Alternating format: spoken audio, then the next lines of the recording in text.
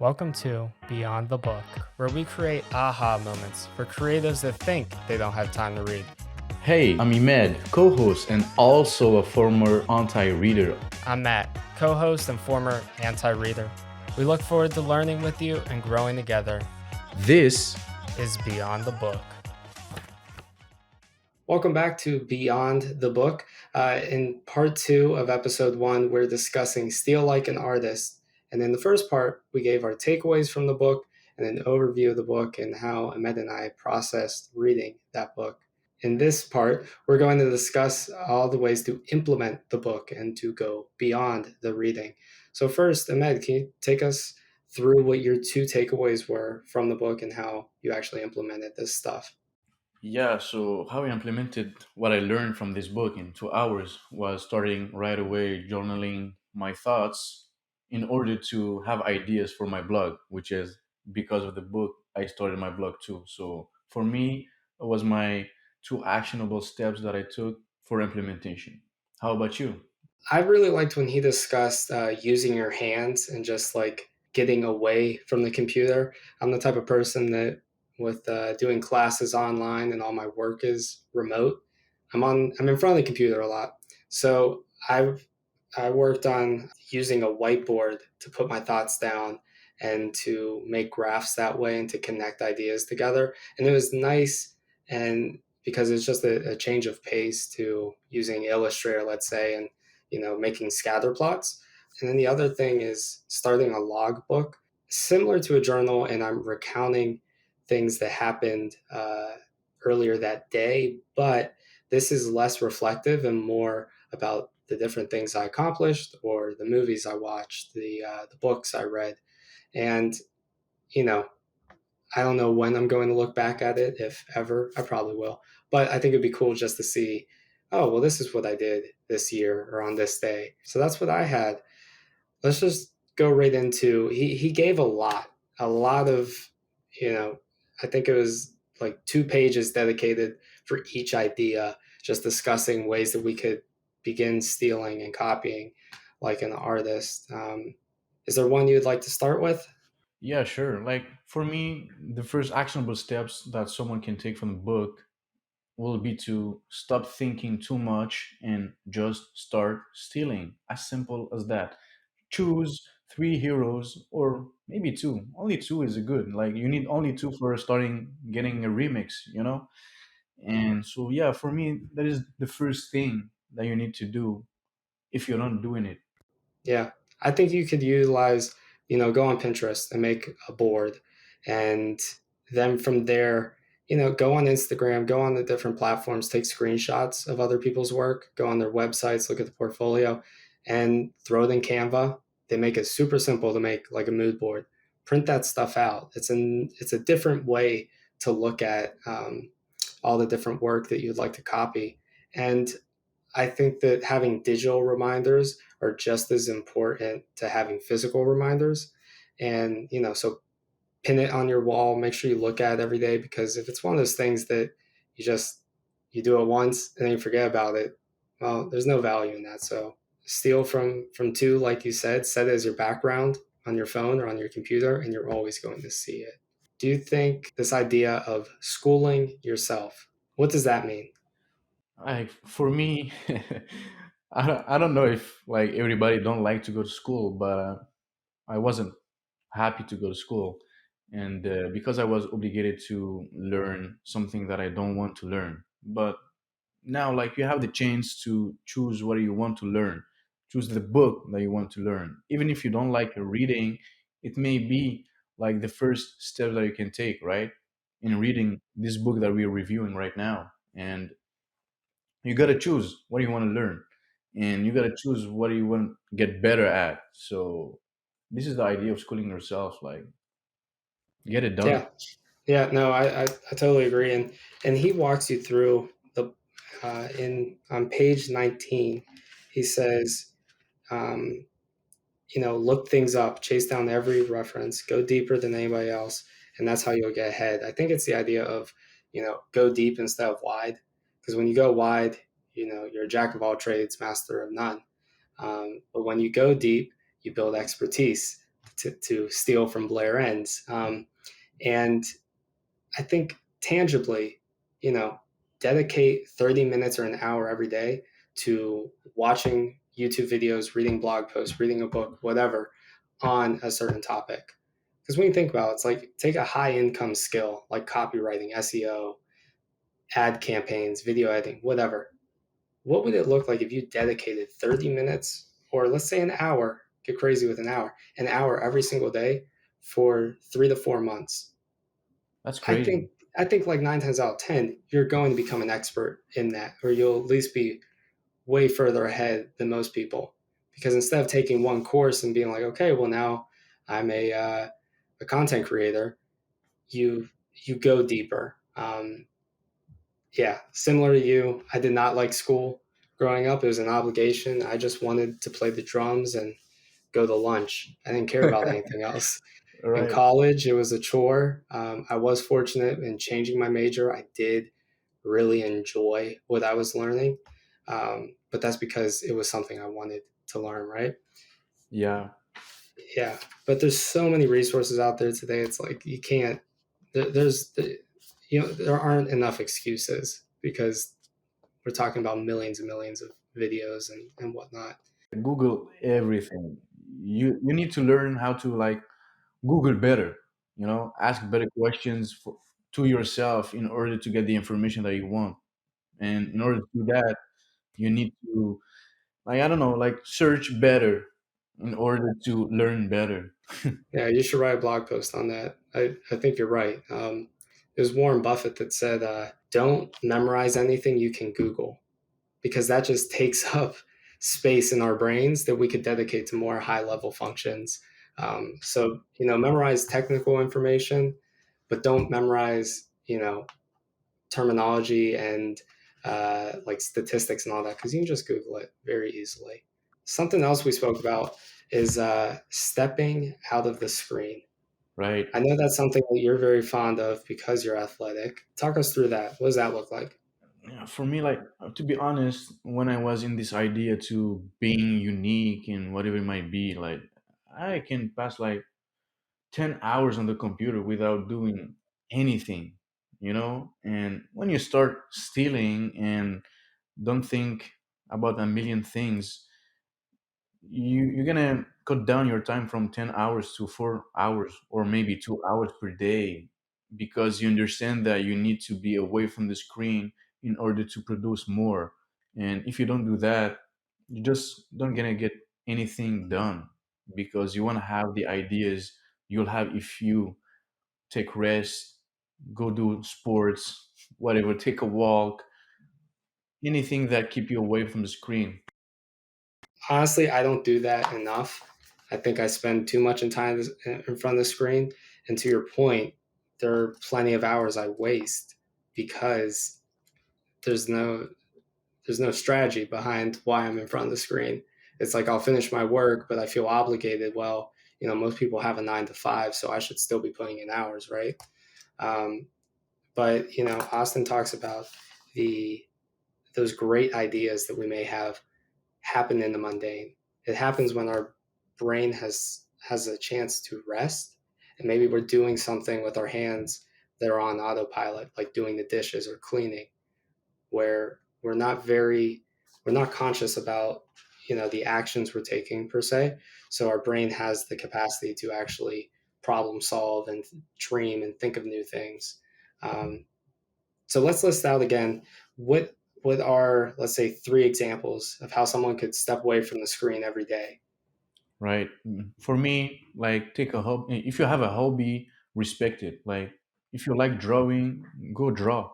If you like watching Netflix, just do it. Like, I don't like the idea of, if you're not working, you're not producing, and if Hustle you're culture. watching Netflix, you're like wasting time. For me, like, I learned a lot of things watching movies and watching TV shows. Like, I don't mind what people saying about that. Like, if I want to watch a movie, I'm gonna do it. I don't care. No, I mean, hustle culture is so toxic. It's just like it's exhausting. You feel terrible about yourself if you're not working, so you're working all the time. But you know, what value does your life have at that point if you don't have time to enjoy anything? Um, I think that, I mean, Christo, he says he takes naps a lot. He said he does it more now because he put in the work when he was younger, but he's like, I need to give my brain time to think and to rest because rest is important. Um, yeah, I guarantee anyone successful has like their guilty pleasure. Exactly. Watching Netflix, eating junk food, playing video games, just stuff that it's kind of like a reward, I think. Yeah, sure thing. Like when I was like getting 10 hours out of nothing, getting the computer, I was more interested in productivity and how people do less but are producing 10x more time than me, you know? There's a reason for that because they're not on the screen. This is the obvious reason which nobody talks about, you know? They're saying work hard, don't sleep, whatever it might be, but this is not the truth. The truth is you need to rest and you need to give yourself like just cut it off, man. Yeah. No, most definitely. And I think we can also prime our environments. Like Austin said in his example, he has two desks in his office. One has the computer, one does not. He doesn't allow anything digital to touch it. I'm not that superstitious when it comes to energy and stuff like that. I love the idea of having two workspaces, one that I have, scissors and uh, construction paper, and I'm like, being super creative. I don't have the space for that, so I'm not going to do that. But I got my whiteboard. I'll go down the living room or set on a dining room table where I do have space and put my thoughts down on there. Um, yeah. Now let's talk about this idea of share your dots but don't connect them. That's on page 84 of the book. Is that something that you do currently? This idea of like sharing your process, or do you focus more on sharing like the end result? I focus more on sharing ideas, and Mm, like the reason being is I started because I was thinking because of what everybody was saying on social media, you need to niche down, you need to position yourself, blah blah blah. And I was after reading that, I was like, I don't care, just I really don't care. I just start writing anything that happened to my head in my head. So I was talking about writing tips and I don't even write, reading tips and I don't even read that much before. So I just don't care. I share what I think and some people may agree and other may not. But at the end of the day, just I just share what I think yeah. as of now. No, I love that. I mean, in the first episode or first part of this episode, we spoke about analysis paralysis. If we're so worried about showing the final product, it's just never going to be good enough, or it's just going to take us forever. And if you're trying to build your own personal brand, let's say, you need to get so much content out to connect with an audience, to give value to an audience. And down the line, yeah, if you have, gazillion followers and all that, if that's something you're interested in and you want, yeah, then you can spend more time on giving more polished videos. I think about big YouTubers.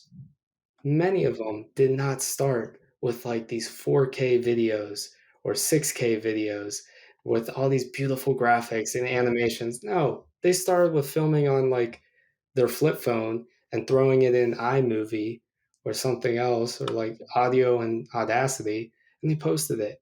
And over time, more opportunities were presented because of the audience that they were connecting with. Yeah, I think that people who I don't know who care the less produce the more. Like the more you don't care and the more you get things done. As simple as that. Yeah, no, I totally agree. And I think that we definitely should be strategic in what we're sharing.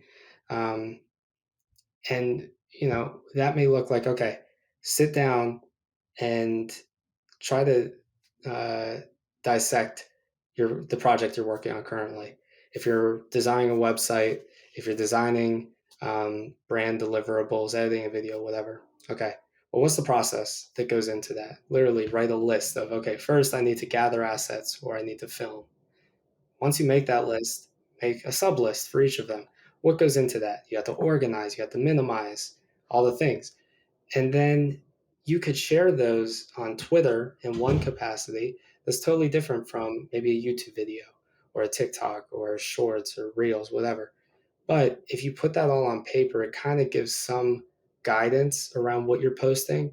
So maybe that helps reduce the feeling of, I'm just throwing all this stuff out there and hoping it sticks. Because I don't believe in that. I don't think that we should be wasting our time. I do think we share a lot of what we're working on. What do you think? Yeah, I think that we put our mind in taking people's along our path, along our process, along our journey. This is all what is about. Like from, let's say, imagine if you just starting now and you have zero followers, but you don't care.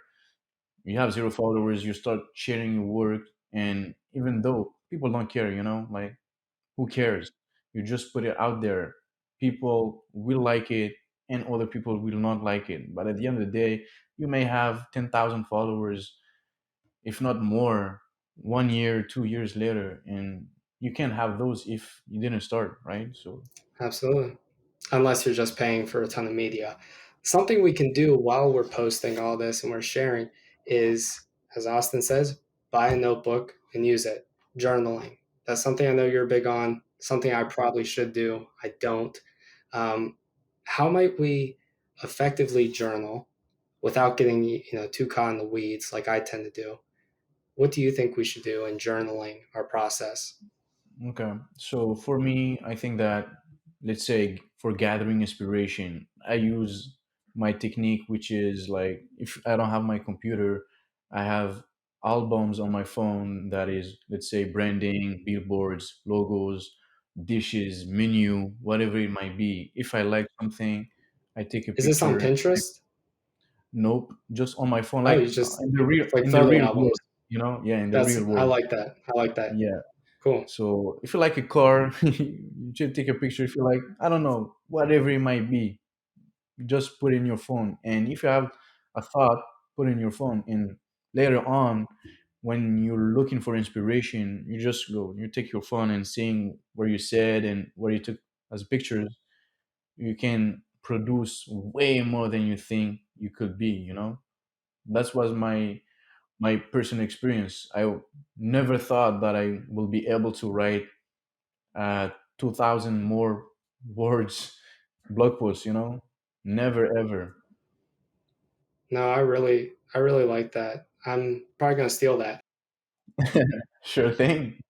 When you do that and you're intentional with looking at your environment and finding things that speak to you, that resonate with you, I think that would force us to be more aware of our surroundings, but also more grateful for what's happening in the moment.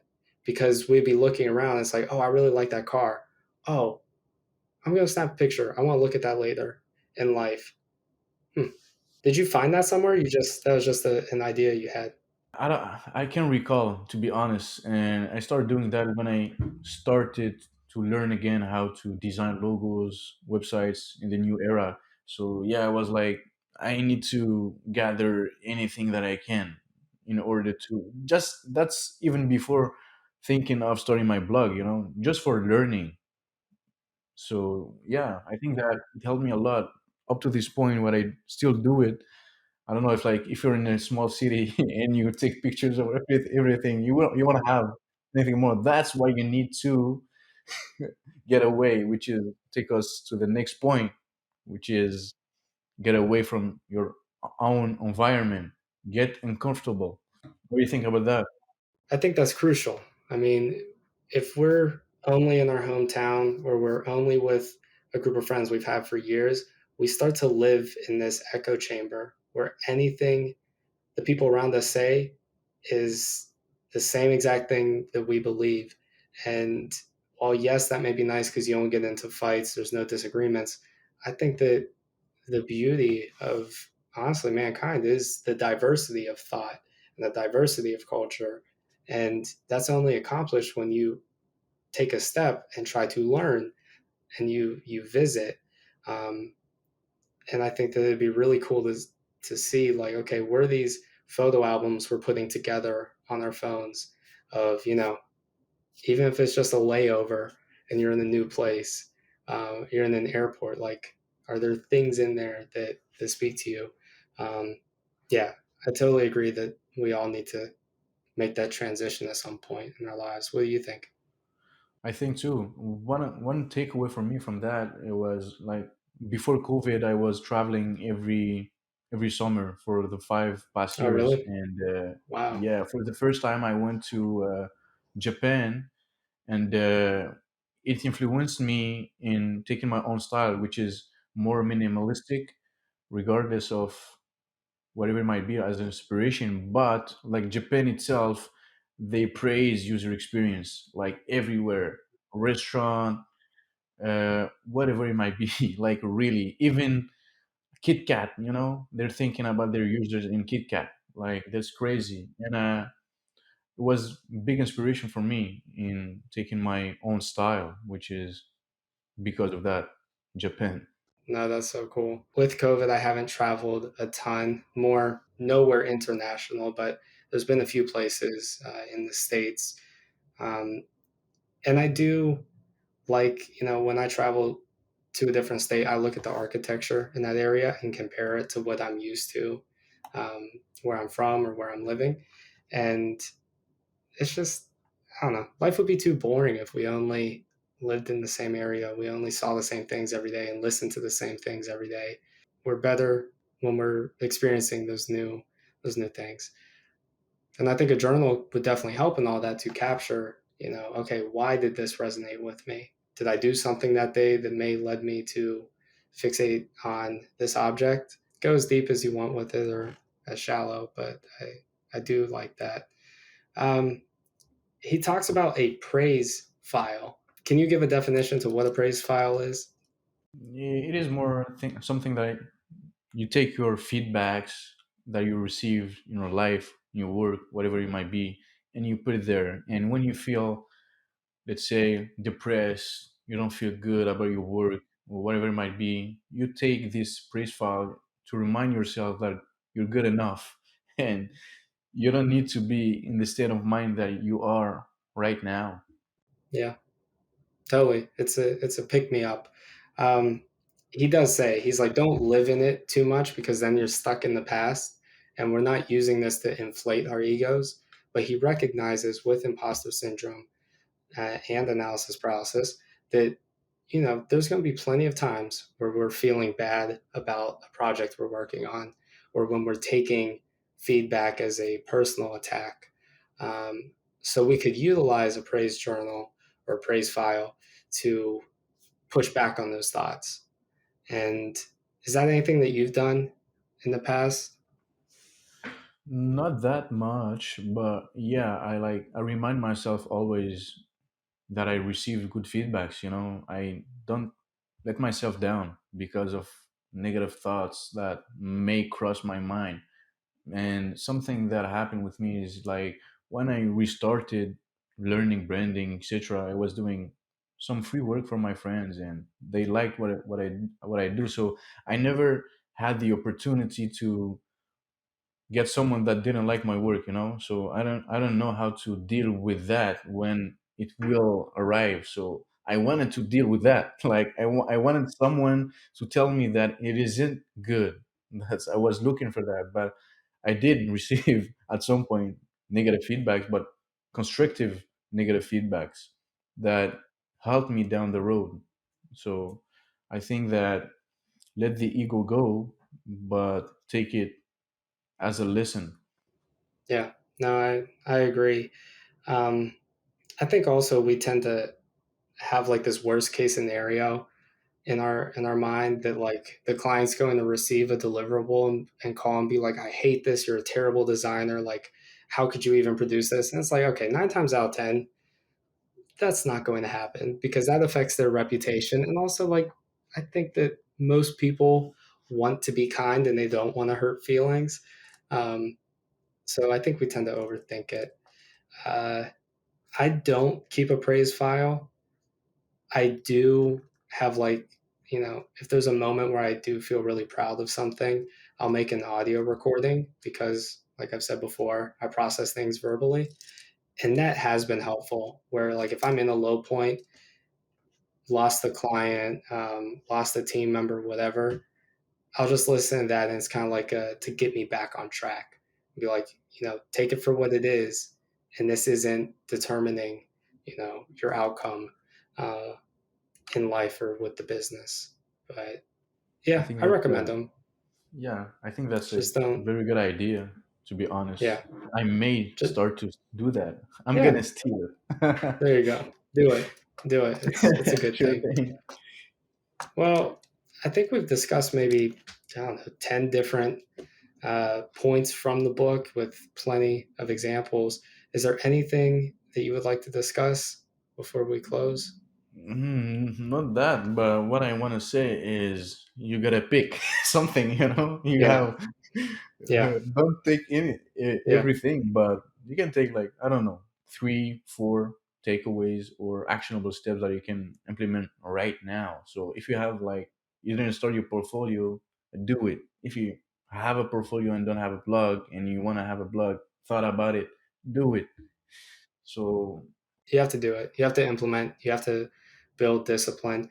I think the best way to do that, honestly, is take your goal, make it very small, and try to make it a habit. Um, I'm big into habits, Power of Habit, Atomic Habits, great books that really changed a lot for me. Um, I would, if for those interested, I do recommend those two books, but watch videos and whatnot. Because, like, one for me is when I started posting on Twitter, every morning I made coffee and I wanted to read more. So I stacked on to that habit of making coffee. And after I make my coffee, I sit and I read. And then I read Show Your Work. And I was like, okay, I need to start posting on Twitter. So after I make my coffee and after I read, I post on Twitter. Doing that enough over time, it got to a point where it just happened automatically. After I finished reading, I pulled out my phone, opened up Twitter, and that was that. Um, yeah, habits, they really help because it's just your body on autopilot. But you're absolutely right. Pick one, pick two, stick with it. I think with that, we can close. So thank you guys for listening. If you could like this podcast, if you found any value in it on Spotify or Apple Music or wherever the heck you listen to your favorite shows, that would be great. yes, share with us, share your steps, and with that, it's a wrap. Thanks for listening. If you enjoyed this conversation and would like to support the podcast, please leave a review on your favorite platform. For show notes and previous episodes, visit our website, btbpodcast.net. Thanks again, and we'll see you next time.